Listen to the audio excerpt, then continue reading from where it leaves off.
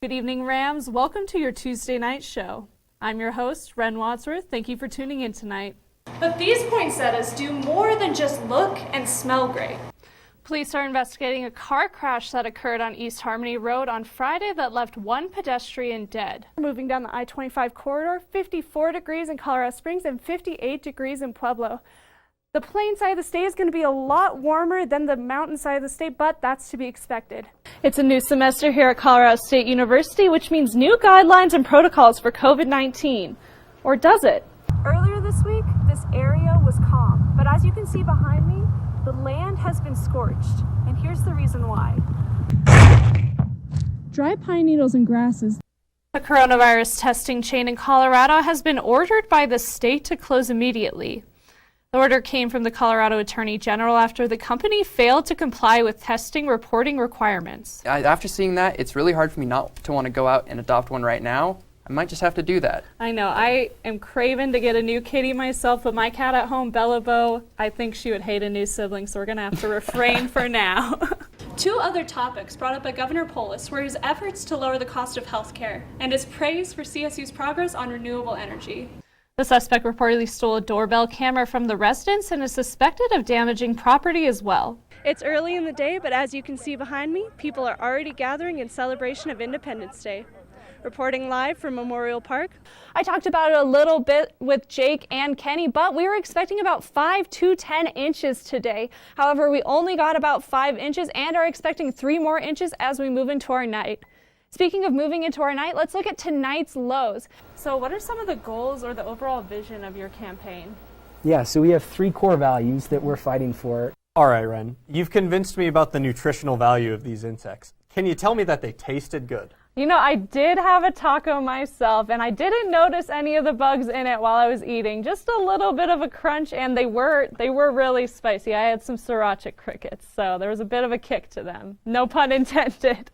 Families like the Cromwells relied on text messages to find out whether or not they had to evacuate their homes and how long they had. Thanks, Sophia.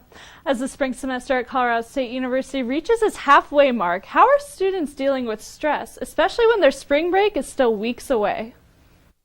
Students in Denver are learning to grow crops in their school's front yard. Bruce Randolph High School takes a hands-on approach to learning with the Ag Connect pathway. Hair has always had meaning for some. It's a symbol of empowerment to drive off oppression. For others, it's a platform of expression used to understand one another. These CSU students took opportunity to not only show off their hair, but feel empowered in their bodies and in space. Devices like these aren't only taking over Fort Collins, but the globe as well. Well, that's all we have for national election coverage. But don't go anywhere because we'll be back after weather with local election news. Over the past semester, we've taken a look at employees at Colorado State University and the work they do. However, the life of one famous CSU staff member may be news to many Rams. Cam the Ram is a familiar name and face around CSU, but how does the GOAT himself prepare for game days and interactions with students? You know, he had to learn how to get in a trailer. He had to learn how to walk on leads. He has to learn how to pose for pictures and stay, so he knows a stay cue. There's a lot of pieces of the training that then also have to get layered into all of the stimuli that are happening at a game. While this Cam may be fairly new to the school at only 2 years old, he works hard with Ram handlers and Professor Willis to earn his keep.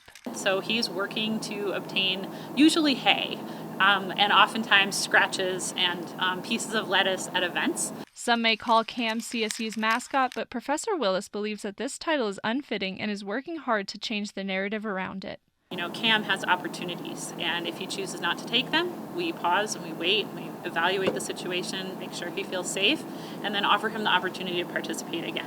And so it's really a choice that he has, and that's a big shift in how animal mascot programs go around the country and into an animal ambassador program. Throughout the school year and the summer, Cam and the Ram handlers are continually striving to be the best possible ambassadors at Colorado State University. When do we want it? Now!